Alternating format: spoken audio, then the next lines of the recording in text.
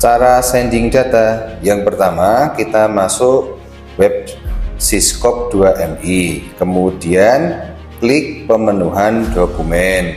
Setelah dokumen diklik, ini muncul akta kelahiran, kita upload akta kita, foto profil, ijazah pendidikan. Khusus ijazah ini formatnya PDF, sedangkan akta dan foto formatnya JPG.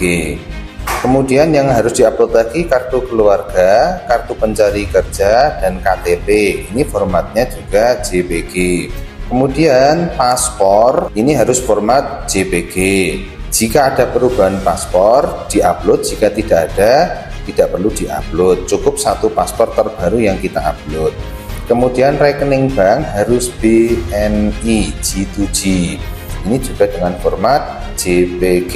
Kemudian sertifikat kompetensi jika ada, maksudnya sertifikat kompetensi kerja ini pengalaman kerja kita di atas 2 tahun, bisa diupload di sini, akan menjadi nilai tambah sendiri. Kemudian surat izin keluarga atau dari pasangan atau orang tua atau wali, formatnya PDF. Setelah kita penuhi, maka klik selanjutnya. Muncullah seperti ini.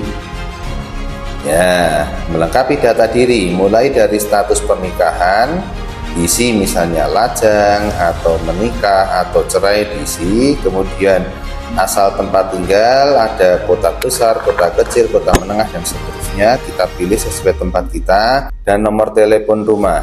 Jika tidak punya nomor telepon rumah, bisa menggunakan nomor telepon orang tua kita. Kemudian nomor WA, ini juga bisa menggunakan nomor WA orang tua kita. Jika nomor telepon rumah menggunakan nomor ayah, maka nomor telepon ini bisa menggunakan nomornya ibu atau nomor kita sendiri, tidak masalah.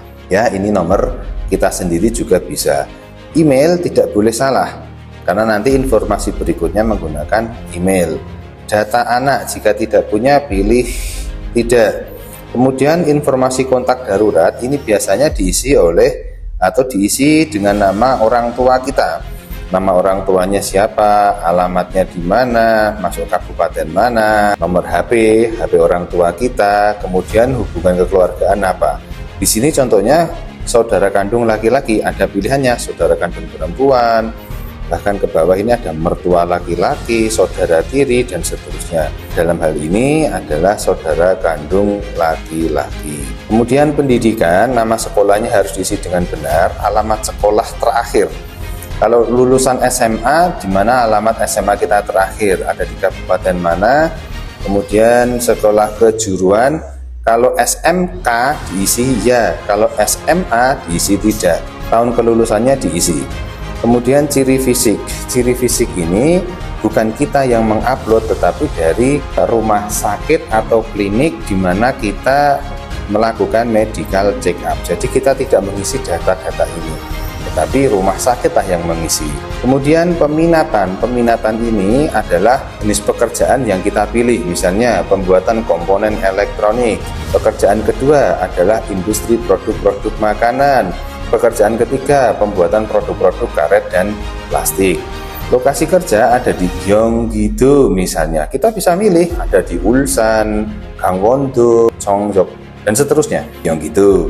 Ini juga sama, ada pilihannya Jeollabuk-do, Jeollanam-do, Gyeongsangbuk-do, Gyeongsangnam-do. Kemudian yang lokasi ketiga pun ada pilihannya, ada di Jeju bahkan. Upah yang diinginkan silahkan ketik sebaiknya UMR-nya saja. Misalnya UMR-nya 2 juta. Di sini ada keterangan minimal 2 juta won. Nah, kita tulis misalnya di sini 20 atau 2 juta 100 won. Apakah mengikuti skill test? Ya. Memiliki sertifikat kompetensi? Jika iya, ditulis iya, yaitu pengalaman kerja kita. Apa jenis kompetensinya? Ada mekanik, ada medical, ada metal, dan seterusnya. Tentu pilihannya ada di Indonesia, negara yang mengeluarkan. Tanggal terbit sertifikatnya dan perusahaan yang mengeluarkan sertifikatnya. Kemampuan bahasa Korea bisa kita pilih baik, cukup, atau kurang. Kita pilih baik. Bahasa Inggrisnya juga kita Bisa pilih baik, cukup, atau kurang. Kemudian pengalaman kerja jika tidak punya maka tidak wajib diisi. Pengalaman kerja 2, pengalaman kerja 3 tidak wajib diisi. Bagi pengalaman kerja di Korea maka tidak wajib diisi bagi pemula. Setelah itu ada pertanyaan, apakah Anda pernah menggunakan nama lain untuk datang ke Korea? Berarti dulu memalsukan dokumen misalnya. Tentu tidak. Memiliki warga negara lain mayoritas tidak mempunyai. Kemudian paspor, apakah memiliki paspor lain yang masih berlaku? Ya tentu tidak, karena kalau punya pasti tidak bisa proses. Riwayat kunjungan ke Korea, apakah pernah bekerja atau pergi berlibur ke Korea?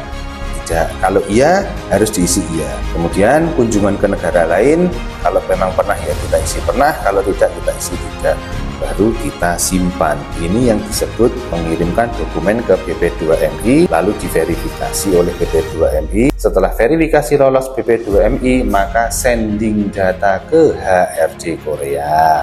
Lalu diseleksi oleh HRD Korea, baru diberikan ke pabrik-pabrik tempat kita memilih tadi, memilih lokasinya. Misalnya tadi ada di Provinsi Gyeonggi-do, Gyeongsang, Namdo, Gyeongsang, Bukdo, dan seterusnya. Demikian caranya sending data. Terima kasih.